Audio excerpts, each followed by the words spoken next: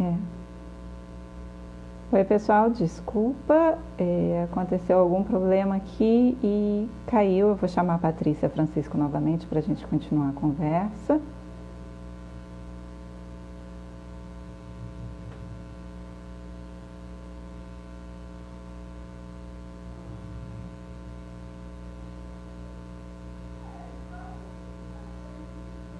Vamos lá, só um minutinho.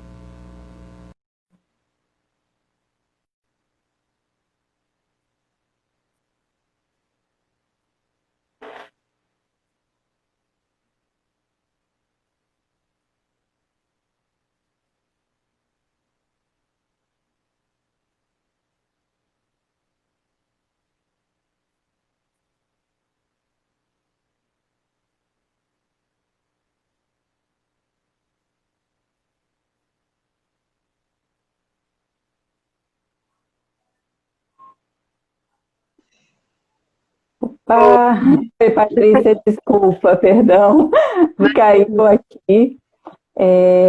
Eu chamei você e agora consegui chamar também a Renata Guiar. Espero que ela consiga entrar da outra vez. Deu algum problema que eu não consegui. Mas vamos lá. A gente tinha parado na questão do vídeo do sopro, né? Nessa questão da relação entre o mar, a escravidão, no vídeo específico, essa relação com o sal que você fez.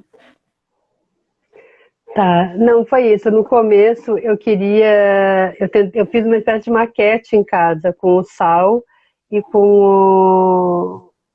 e com a ideia do sopro e com algumas pedrinhas. Eu queria fazer à beira da praia, assim, num vídeo.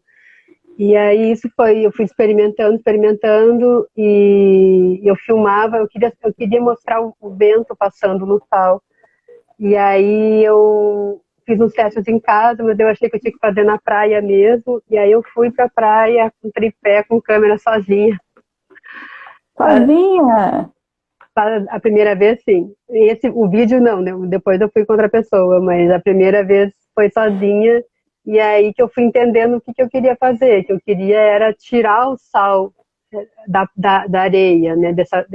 Que a areia ali na Praia da Urca, ela é bem escura, né? Uma areia escura, assim, da cor da minha pele, eu acho, mais ou menos.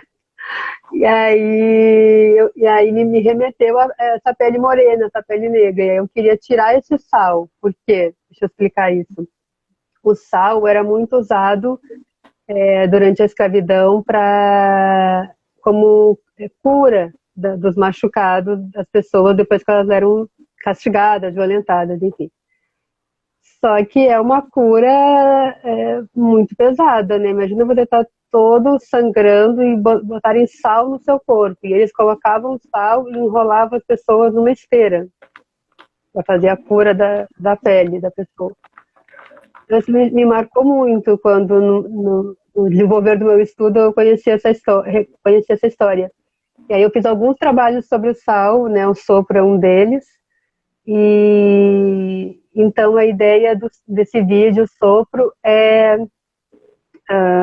limpar essa areia, né? Eu fico soprando durante 10 minutos, que foi a duração da performance mesmo, foi o quanto eu aguentei ficar soprando, e a ideia era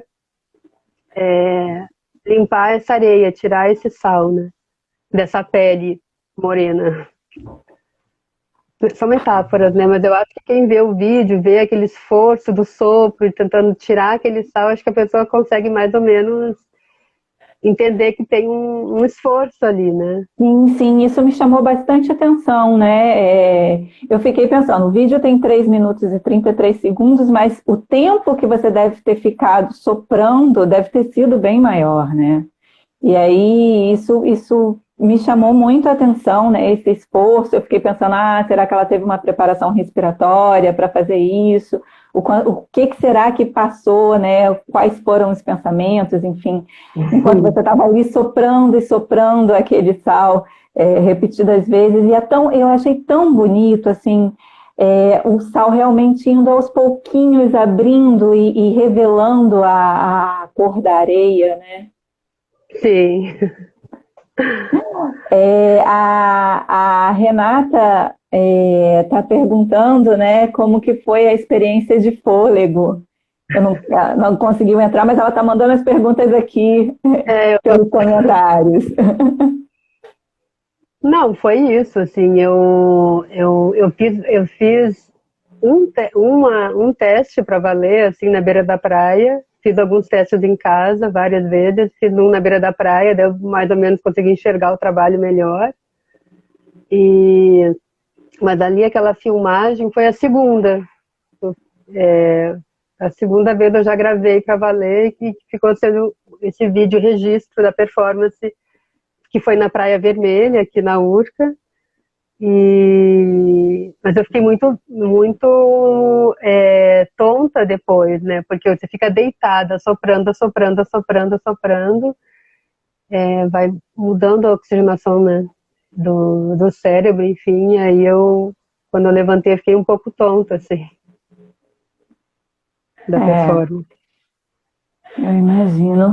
E a Renata tá perguntando aqui, né? Vamos lá. Opa! Não, o Mário, na realidade, está perguntando. No dia da gravação, tinham pessoas assistindo ou só alguém ajudando na gravação? Só uma pessoa ajudando na gravação, porque ali a Praia Vermelha é uma praia pequena, eu escolhi um lugar que estava mais reservado, que não tinha muitas pessoas, foi num horário, digamos assim, de praia, né, tinha pessoas lá na beira da praia, tomando sol, esse negócio, mas eu fui para um lado mais na ponta da praia, assim, onde tinha menos pessoas, não deu para ver se tinha gente olhando, porque eu estava concentrado no que eu estava fazendo, mas a câmera estava bem em cima de mim, assim, né, num tripé. E aí um amigo meu que eu fiz enquadramento e um amigo meu que ligou e desligou a câmera para mim e ficou cuidando ali. Outra coisa que me chamou a atenção, Patrícia, no vídeo foi essa mistura entre o som do seu sopro e o som do mar. Fala um pouquinho para mim como é que foi, se você tinha planejado essa mistura antes, como é que foi escutar o seu próprio som do sopro e o som do mar durante a performance. O mar, como eu tinha falado antes, né, o mar tem uma ligação, o mar Atlântico, né, do Oceano Atlântico, tem uma ligação estreita aí com a escravidão, porque esses tumbeiros, né, que vinham com as pessoas no fundo ali do navio, maltratadas, né, empilhadas, e com certeza elas também tinham o sopro delas lá dentro, né, um sopro de vida, quanto tempo eu vou durar aqui, eu vou chegar até o outro continente ou não, né. Esse sopro é uma respiração também, né, é um sopro de vida. Eu acho que tem esses significados também, assim, muito forte, né. Com qualquer pessoa negra que você conversar sobre isso, ela vai ter mais coisas ainda para falar. Estou falando eu como não negra, né? É um pouco diferente, mas já li muito sobre isso e é um momento muito forte, né? Eu conheço algumas pessoas negras que nem gostam do mar, né? Porque tem essa memória aí. E que foi esse momento de passagem, de drama, né? Trágico, até a gente poderia falar, assim. Sim. Então, esse som do mar, é importante que ele esteja ali, né? É importante que ele esteja falando, eu estou falando dessa passagem, de todo esse trauma da escravidão, que é um trauma, né? Para todos nós, negros e não negros, é um trauma para todos, né? Da nossa história brasileira, né? Então, eu acho que o vídeo traz essa memória também, né? Se a pessoa tiver um pouco, assim, de entrada nessa história nossa, vai entender, né? Sim. esse mar histórico, esse mar político, esse mar da travessia do Atlântico, né? E que a gente precisa olhar e olhar cada vez mais, né? E falar sobre isso. Eu acho que seu vídeo traz uma contribuição importante nesse sentido, né? A gente não pode mais compactuar com o discurso de estar no passado, não vamos falar. A gente tem que cada vez mais falar sobre isso, olhar para isso e pensar no tanto que isso ainda está presente na sociedade brasileira, né? Como isso se Exatamente. reverbera hoje em dia. Bom, a Renata mandou mais uma pergunta aqui. O vídeo foi exibido na Casa França Brasil e na Galeria Mamute. Como você sente que é a recepção do público para um vídeo que toca em feridas ainda abertas na sociedade brasileira? Não, esse vídeo eu fiz, né, na virada do ano de 2016 para 2017, e aí teve essa exposição na Casa França Brasil em março de 2017 e na Mamute também em março de 2017. Teve a diferença de uma semana de uma abertura para outra. Mas foi um vídeo que foi bem recebido, assim. E algumas pessoas se davam conta melhor, né, dessa história, dessa relação com a escravidão, outras menos.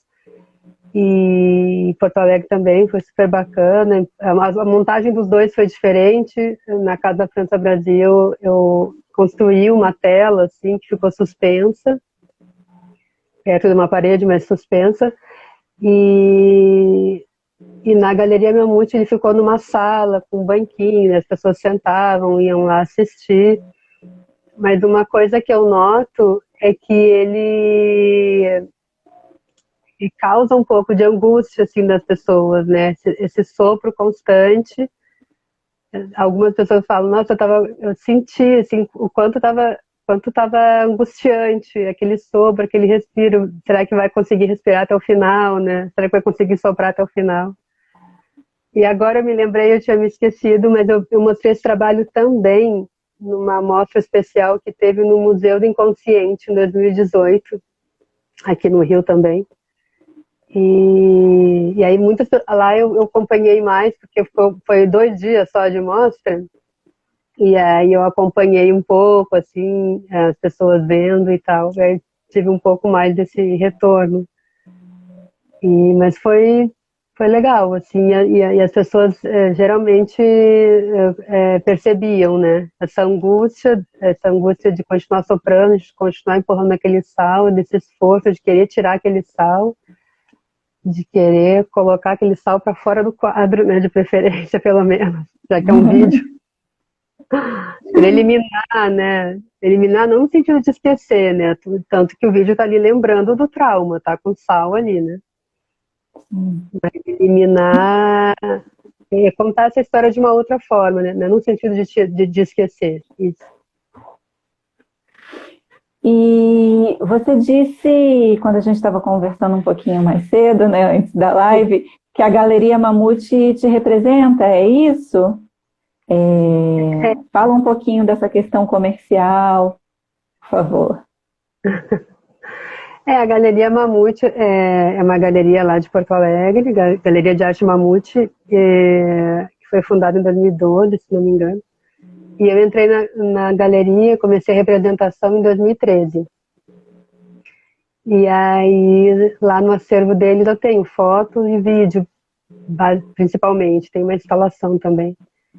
E a galeria, na verdade, essa galeria, ela começou com o propósito de comercializar vídeo, que é uma coisa bem difícil, né?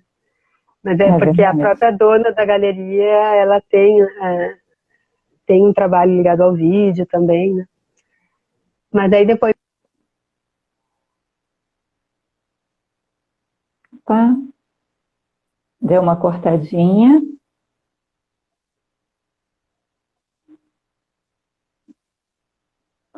Desculpa, deu uma cortadinha pelo menos aqui para mim. Tá carregando de novo. Foi. Foi, agora carregou.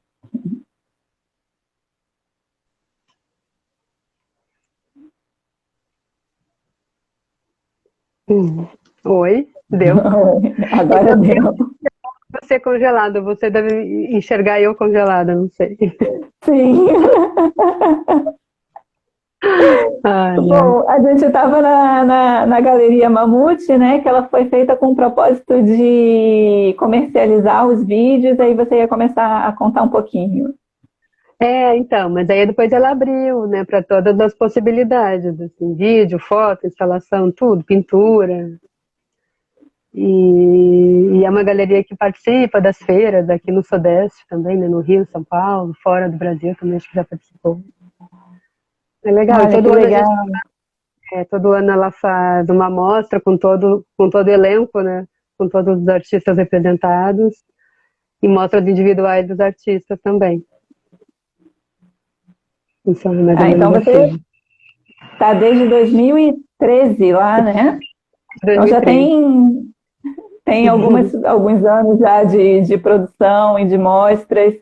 Ah. E você acha que esse canal das galerias assim é um bom canal para os artistas que trabalham com vídeo, como você disse, né? Não é tão comum assim.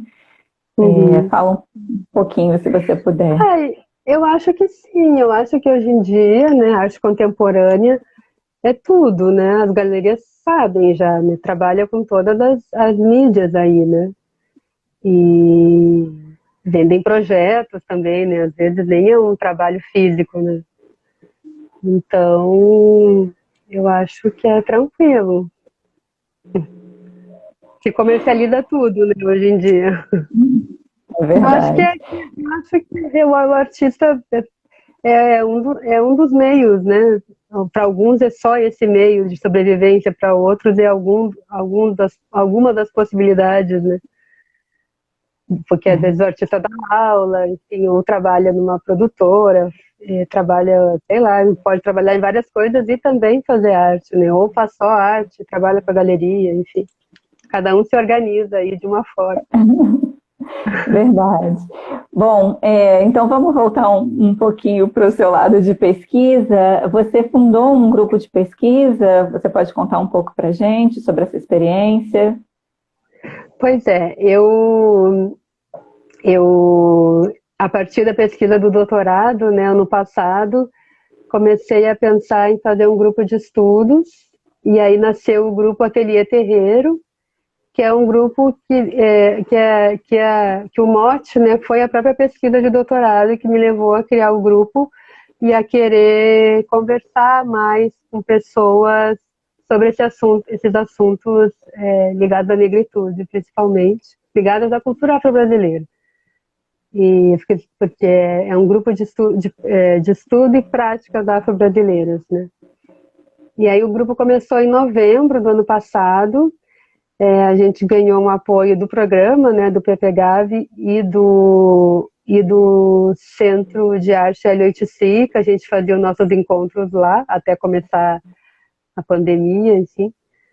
E aí a gente tem feito encontros pelo Zoom agora, e os encontros são quinzenais, e aí a gente estuda alguns autores, né, lê o texto de alguns autores, como da Grada Quilomba, do Abdias Nascimento, da Lélia Gonzalez, do Ailton Krenak. E também a gente conversa sobre os nossos trabalhos relacionados a esse tema da cultura afro-brasileira. E também a gente está começando a organizar um evento para fazer em novembro, que provavelmente vai ser um evento online, eu acho, mas um evento para marcar esse um ano desse grupo, e a gente está nessa fase agora preparando esse evento, seguindo esses estudos, e também tentando fazer algumas ações, porque a gente teve aí, saiu na mídia com muita força, a morte de várias pessoas negras aqui no Brasil, né? E também repercutiu aí nos Estados Unidos a morte do americano que morreu. Então, aí a gente está tentando preparar uma ação para falar sobre isso também, porque não adianta a gente ficar só lamentando e chorando, né? Eu acredito que a gente tem um momento de chorar e tem um momento de levantar e fazer alguma coisa concreta, alguma ação para ajudar na divulgação da cultura afro-brasileira para as pessoas começarem a conhecer melhor, porque o brasileiro não conhece quase, impressionante. E aí uma coisa está ligada à outra, né? Sim. Não gostar da cultura afro-brasileira, não gostar do afro-brasileiro, e está tudo linkado, né? E porque a gente acredita também que vidas negras importaram ontem, importam hoje, importam amanhã.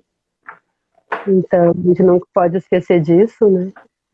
Que o nosso Brasil é negro, que o nosso Rio de Janeiro é negro. E a gente pode endossar esse discurso, que é um discurso do negro, mas a gente pode endossar, pode ir no terreiro, pode ir na roda de samba, pode ir na roda de capoeira, pode ir na roda de jongo, é tudo roda. Então, tem muita gente que vai e não tem essa consciência, né? O samba é dos negros, né? O jongo, a capoeira, o afoxé, o candomblé, a umbanda, tudo isso, muita coisa, né, da nossa cultura veio com essas pessoas que atravessaram o Atlântico. Sim, e a gente realmente tem que cuidar, porque como você disse, é tudo roda, né? É tudo coletivo, e se a gente não conhece, fica difícil vencer essa etapa do preconceito, né? Então, a divulgação com certeza é essencial para isso. Bom, o nome do grupo de pesquisa é Ateliê Terreiro. Ateliê Terreiro.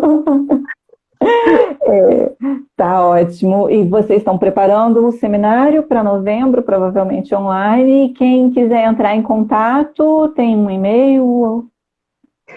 Tem um e-mail, atelierterreiro@gmail.com. Tá ótimo. A gente deixa no Instagram também, e tem um site blog também. Mas aí no Instagram ali dá para ver. E o Instagram é Ateliê Terreiro. Então tá ótimo. Depois a gente coloca lá no feed também a indicação do grupo. Bom, vamos lá. Vamos ver, deixa eu ver aqui se tem mais alguma pergunta.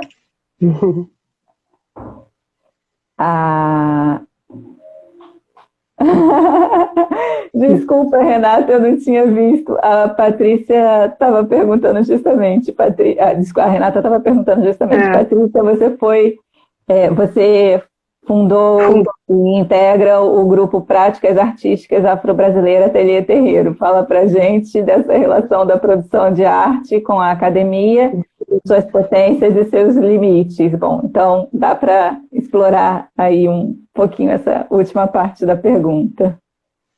Sim, sim. Bom, eu estou no doutorado há 4 anos, né? E também fiz o mestrado e graduação, esses 3 níveis em universidade pública, né? E eu acho muito importante que o Brasil tenha universidade pública e que possibilite tantas pessoas, né, nós a estudarem nesse lugar sem investimento numa mensalidade, né? E no caso, no lugar que eu estou agora, que é o programa de pós-graduação em artes visuais da Escola de Belas Artes, é um lugar que, além de estimular a nossa pesquisa, né, para o meu caso, que é uma linha de pesquisa para artista, ainda tem disponível ateliês, né, lá no Galpão, que é o local onde a gente tem a secretaria do programa e tem as salas que são destinadas a ateliê, né?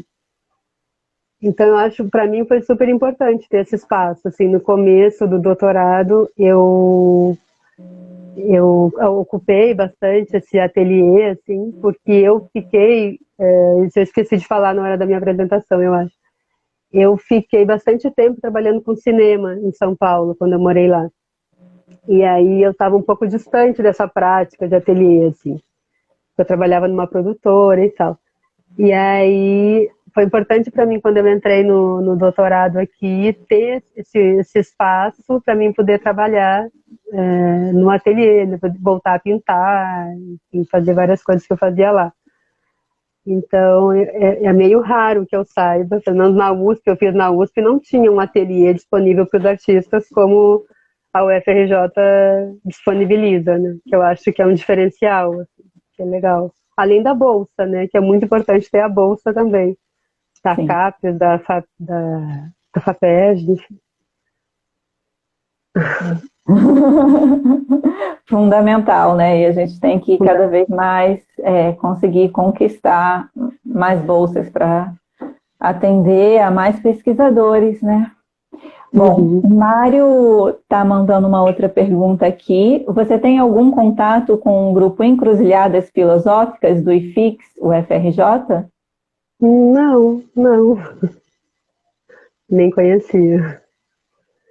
Eu fiz uma disciplina lá até com a professora Mônica Lima, mas não conhecia esse grupo.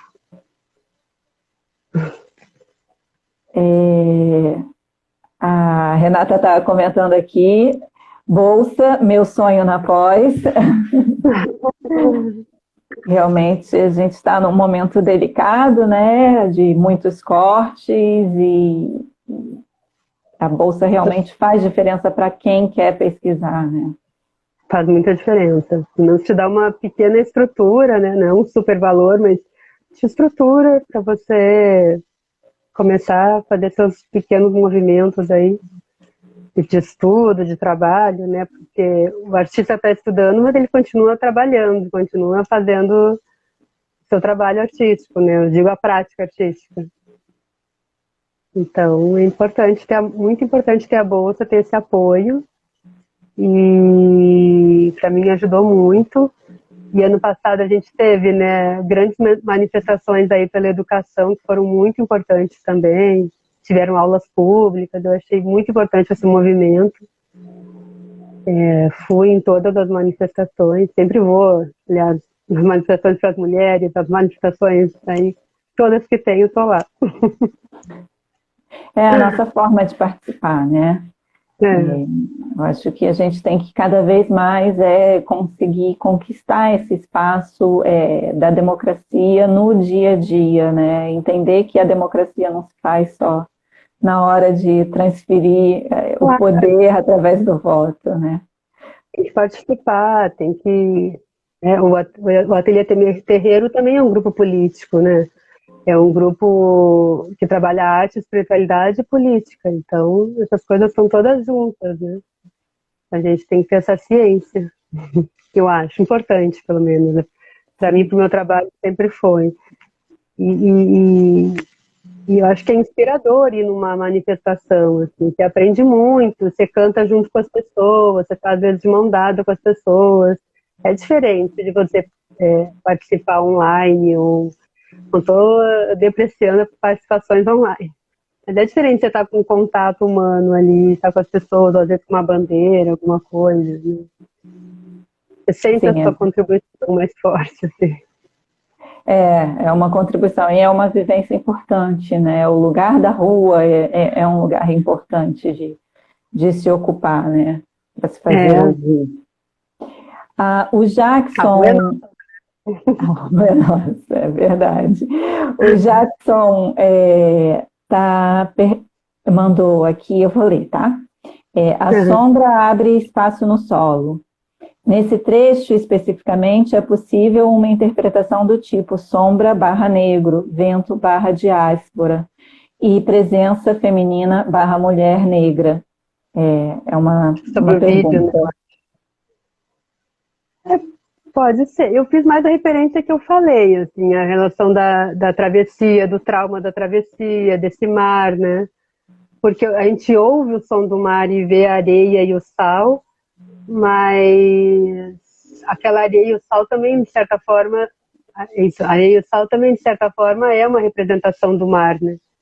O áudio do mar é um reforço, né? E é importante isso que ele falou, a presença feminina barra mulher negra, porque a mulher negra, durante esse período da escravidão, né, sofreu muitos traumas, né, muitos, eu acho, assim, talvez mais que os homens. Não sei se existe mais ou menos, tudo é trauma, né? Mas são traumas bem fortes, que hoje, inclusive, existe movimento feminista, né? Existe um movimento feminista negro separado, que são outras reivindicações aí que vêm decorrendo desde essa época, né, da escravidão. É diferente o que passa uma mulher branca o que passa uma mulher miscigenada e o que passa uma mulher indígena e o que passa uma mulher negra. Então, instâncias diferentes, somos vistas de formas diferentes, né? Não Sim. adianta que as pessoas nos julgam, nos classificam. Então, é interessante ele ter chamado a atenção para essa questão da feminino, mulher negra. Eu acho. Lembrar disso.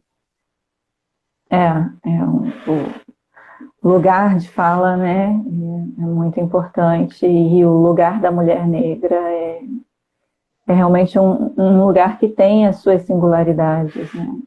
A Lélia Gonzalez fala muito bem disso, assim, do feminismo negro, e ela é inspiradora nesse sentido. Bom, a Renata está mandando mais uma pergunta aqui. Falamos de roda e você costuma trazer a prática da roda para as suas apresentações artísticas acadêmicas. Como é isso? Pois é, porque a roda é a África. Essa cultura africana, ela é geralmente realizada em roda, né? E, por exemplo, nas reuniões do Ateliê Terreiro, quando era ao vivo, né, quando a gente se encontrava no HO, antes de começar a reunião, a gente dava as mãos e eu cantava algum ponto ou alguma música. Ponto é música, a gente chama ponto as canções que a gente canta no terreiro, que para nós são como orações, né? Então a gente dava as mãos e eu cantava alguma música ou algum ponto. E teve um evento lá no programa, né, no final do ano passado, que eu fiz a mesma coisa. Eu convidei todo mundo a fazer uma roda na frente do palco e eu cantei uma música. Sim, foi bom. Eu estava lá, foi muito bonito, foi muito emocionante você começar a sua apresentação, né?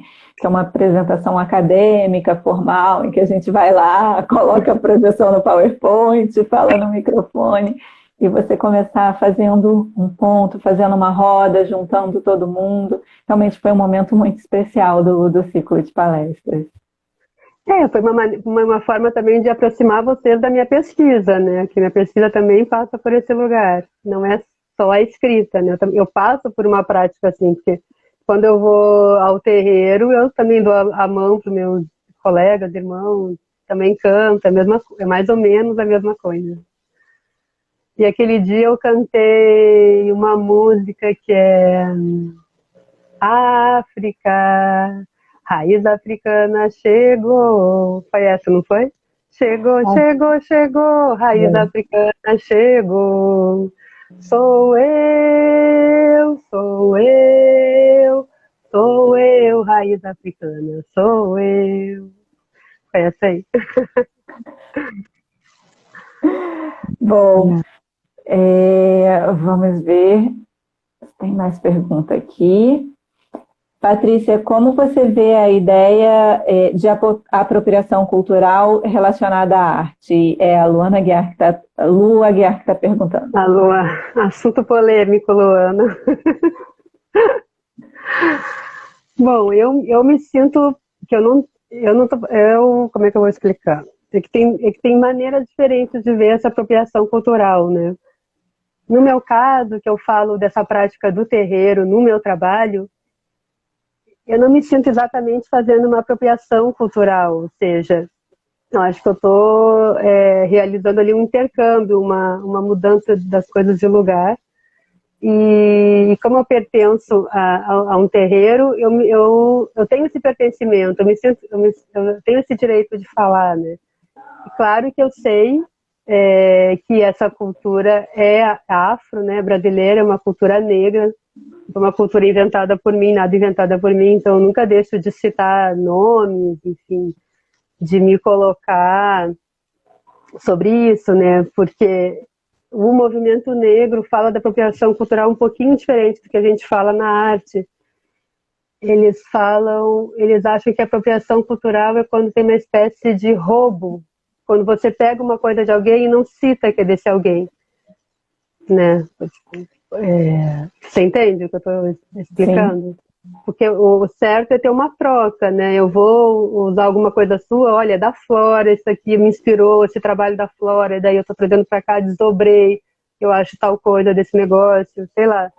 Aí eu estou te citando, estou falando de você, né? O que o movimento negro reclama, os intelectuais negros reclamam, é quando não tem essa troca e a pessoa simplesmente se apropria, transforma, esvazia o conteúdo daquela cultura, transforma em outra coisa, e aí isso aí é prejudicial, né?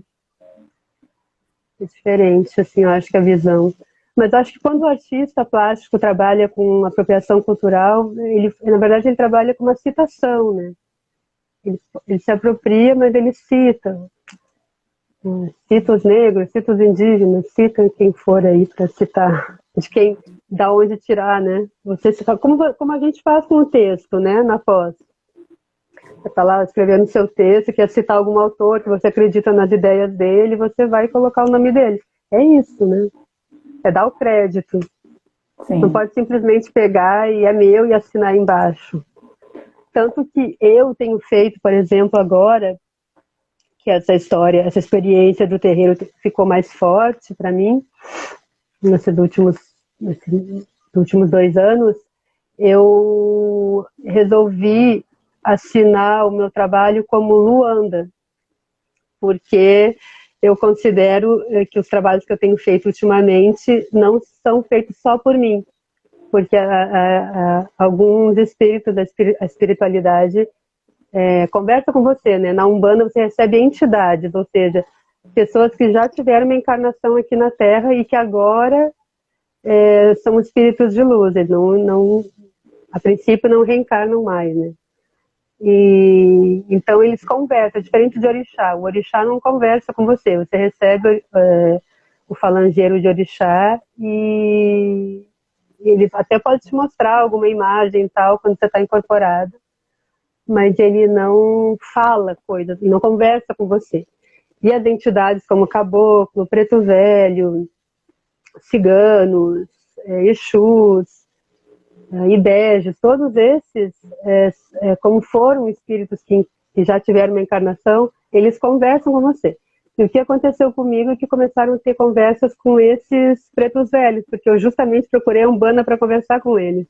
E aí começou a ser criada uma conversa que de 2018 para cá ficou mais intensa e que começou a ter uma influência direta com o meu trabalho, porque eles começaram a comentar e a dar ideias para o meu trabalho. E daí eu considero que os trabalhos não são só meus, então eu criei essa assinatura. Ai, que legal. Eu realmente tinha visto a menção quando você enviou os participantes do grupo de pesquisa, né, Luanda, e aí eu fiquei pensando, será que é o nome da Patrícia Francisco? Agora você explicou. É o nome do coletivo. Do coletivo, ok. Bom, deixa eu ver se tem mais alguma coisa aqui. A Luana Guiar comentou, né? Maravilha, é uma postura ética até, realmente Sim, muito importante, né? Você referenciar, você citar. E eu acho que você tocou num outro ponto que também é importante, né? Que é quando você fala com propriedade sobre o assunto, né? Você não está se apropriando da cultura, você não está fazendo uma relação de um lugar externo, você tem uma vivência nessa cultura e a partir da sua vivência você faz as suas obras, os seus trabalhos. Isso também é muito diferente, né? Assim, é um ponto importante. Cultura, né? É diferente, por exemplo, tem um exemplo que eu escutei, por exemplo, aquela história do acarajé, né? O acarajé de Jesus que começou a ser criado, né? Isso é uma apropriação ruim, na verdade, porque não tá, ele pega o acarajé, coloca outro nome, tira toda a referência de matriz africana que ele tem, e aí isso é totalmente antiético, assim. E com intolerância religiosa e tudo mais aí, né? Não dá para ser assim. Bom, consegui ver aqui, a gente está com quase 40 minutos. Como o vídeo caiu e depois a gente vai salvar para ficar no IGTV, para as pessoas que não puderam acompanhar agora acompanharem, eu vou inverter um pouco a ordem e vou pedir para você se apresentar um pouquinho de novo, só para não ficar sem sua apresentação. Pode ser? Claro, claro. Bom, eu sou artista plástica e umbandista atualmente também. Pesquisadora, né, doutoranda lá do programa de pós-graduação em arte da Escola de Belas Artes da Universidade Federal do Rio de Janeiro. E, bom, eu sempre tive uma ligação com arte, sempre desenhei desde criança. Mas aí demorou um pouco assim para mim escolher a faculdade que eu ia fazer, mas eu escolhi fazer arte, tendo experimentado outros cursos antes. E durante o curso de artes, então, experimentei várias linguagens que eu gostei, fotografia, instalação, e escultura também, gravura, como qualquer aluno de artes, né, que, enfim, tem que experimentar todos esses tipos, e depois escolher um, pelo menos na minha época, eu tinha que escolher uma no final. E aí lá em Porto Alegre, onde eu me formei, eu fiz muita instalação, e tinha uma relação com o cinema. Eu criava pequenas salas de cinema para as pessoas assistirem filmes Super 8 que eu fazia. E aí isso acabou me levando para um desejo assim, de estudar cinema, de me aprofundar um pouco mais no cinema. E aí quando eu fui fazer o mestrado na USP, na Universidade de São Paulo, passei, aí fui morar lá. E aí lá esse aprofundamento aconteceu de fato. Eu fiz um mestrado sobre cinema documentário, né? Fiz documentários lá meus, fiz documentários de outras pessoas, que daí eu comecei a trabalhar mesmo em produtoras, a fazer filmes. E aí, no meu final de São Paulo, que foi 2013, 2014, eu fiz um filme lá com patrocínio da Natura, o edital que eu ganhei para fazer esse filme. E era um filme que falava sobre... Era uma cinebiografia de uma mulher cantora negra chamada Dona Iná. E fiz a cinebiografia dela, e ela sempre dizia nas entrevistas delas que ela era neta de escravizados, assim, toda entrevista que você vê dela tá dito isso. E aí fiz o filme dela e me mudei para cá. Aí aqui... Mas lá também eu estava trabalhando em produtoras que trabalhavam com meio ambiente. Aí quando eu cheguei aqui, eu fui morar em Botafogo e eu não conhecia muitas pessoas aqui. E aí eu comecei a andar na praia de Botafogo todo dia de manhã, e aí comecei a sentir mais essa história da poluição da Baía de Guanabara, que saía muito na mídia. E aí eu resolvi fazer umas fotos e uns vídeos dessa baía e acabei pegando todo esse material que eu coletei durante, sei lá, 5, 6 meses e fiz um vídeo que eu mostrei lá na Galeria Mamute já. E aí, a partir daí, eu entrei numa residência aqui no Rio, no Largo das Artes, e ali que começou, de fato, a pesquisa que se desenrolou até agora. Eu comecei a navegar na Baía de Guanabara e comecei a me interessar pela história do mar, pela história do porto, e aí eu fui estudar um pouco isso em livros também, e aí eu percebi melhor a ligação da escravidão com o mar. Porque muitos dos escravizados, quando acabou esse período, foram trabalhar de estivadores no porto aqui do Rio. E aí, a partir dessa vivência, dessa residência, eu preparei meu projeto de doutorado, entrei no doutorado, já com esse tema da escravidão, e aí que ele acabou desenvolvendo melhor quando entrou a questão da arte, e eu queria ver essa relação, da onde saía essa cultura afro-brasileira. E com meus estudos eu fui vendo que a partir do candomblé, né, que a Umbanda é uma religião mais nova, que nasceu no final do 19, início do 20. Então, a partir do candomblé, das práticas que a gente chama hoje de candomblé, que começou essa cultura afro-brasileira, né? Assim, os primeiros sinais dela.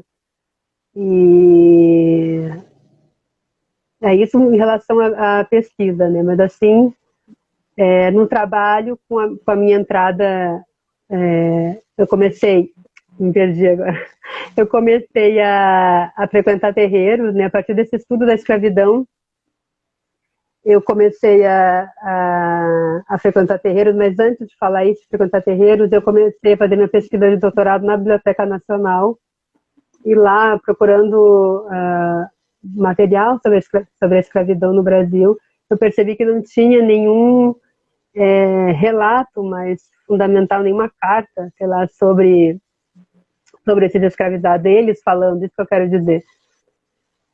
E aí isso me levou,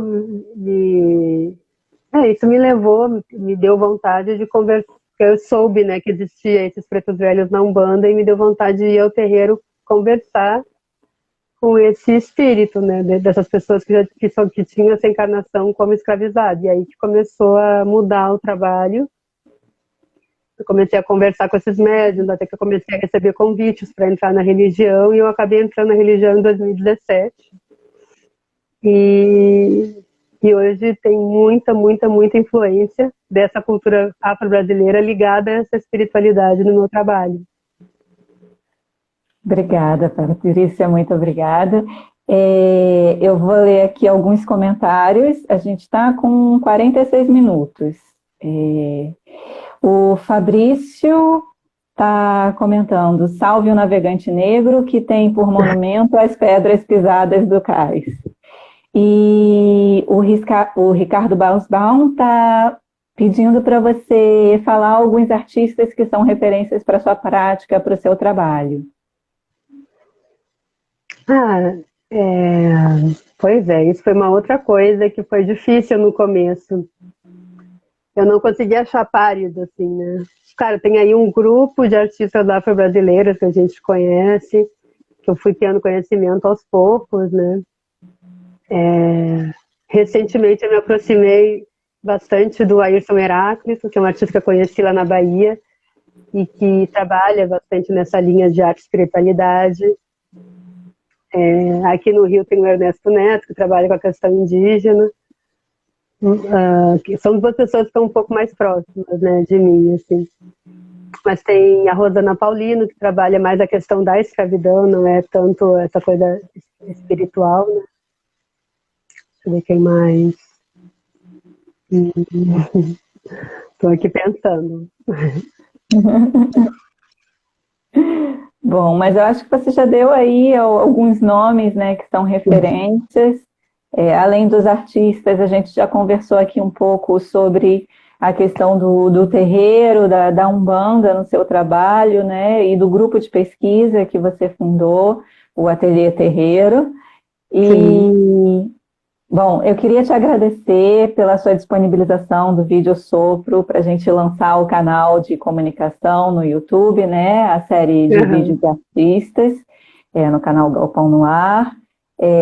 Agradecer também a sua disponibilidade em participar dessa live, agradecer a Renata, a Renata Aguiar, que também foi mediadora e por problemas técnicos acabou mandando as perguntas por aqui pelos comentários. E queria te deixar livre para fazer um encerramento dessa live. Tá bom. Primeiro eu queria agradecer a todo mundo que teve a disponibilidade de vir agora, né, ao vivo.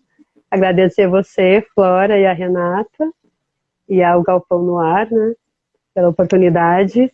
E eu queria falar um pouquinho de uma outra coisa, mas como eu já expliquei, que é a influência do meu trabalho, é essa guia aqui, que está aqui na minha mão, é a guia do Pai Antônio. Dia 13 de junho foi dia do Pai Antônio, e o Pai Antônio é o primeiro preto velho que veio na Terra, né? Que foi recebido pelo médium Zélio de Moraes, que é a pessoa que fundou a Umbanda, né? Através do espírito que ele recebeu, que foi o primeiro, foi o caboclo das 7 encruzilhadas, e ele falou: está fundada a Umbanda no Brasil. E aí o segundo espírito que ele recebeu foi o espírito de um preto velho, e esse preto velho se chama Pai Antônio. E ele usa essa guia aqui. Nós usamos, né? Mas assim, nós médiums. Mas essa guia é o único preto velho que tem uma guia. E é uma guia que o filho de santo pode usar fora do terreiro, na mão ou no pescoço. E então, dia 13 de junho, na Umbanda, a Umbanda é uma religião que abriga muitas religiões, digamos assim, né, grosso modo, mas ela abriga muitos, por exemplo, tem o Preto Velho, que é o espírito de um negro, né? Tem o caboclo, que é o espírito de um indígena. Tem os ciganos, do povo do Oriente, são espíritos de ciganos ou de mestres do Oriente, lá da época de Jesus. Então, ela abriga muitos lugares, né? E sempre pessoas que foram marginalizadas na sociedade. Então, ela é uma espécie de religião dos excluídos, né? Então, eu vou cantar 2 músicas aqui do Pai Antônio. Tem uma que é assim: o meu pai Antônio é um preto de fama. O meu pai Antônio, ele vence demanda. Eu tenho fé na Virgem Maria. O meu pai Antônio, ele é o nosso guia. Eu tenho fé na Virgem Maria. O meu pai Antônio, ele é o nosso guia. Pai Antônio, quando vem da Bahia, ele traz estrela guia no peito. Pai Antônio, quando vem da Bahia, ele traz estrela guia no peito. Quem deu, quem dará, foi nosso Pai Oxalá. Quem deu, quem dará, foi nosso Pai Oxalá. Saravá, Pai Antônio. Muito obrigada, Patrícia. Muito obrigada a todos que assistiram. E quem ainda não viu, o vídeo no YouTube está disponível no canal Galpão no Ar, o Sopro. Confere lá. Obrigada. Beijo, tchau. Beijo, tchau.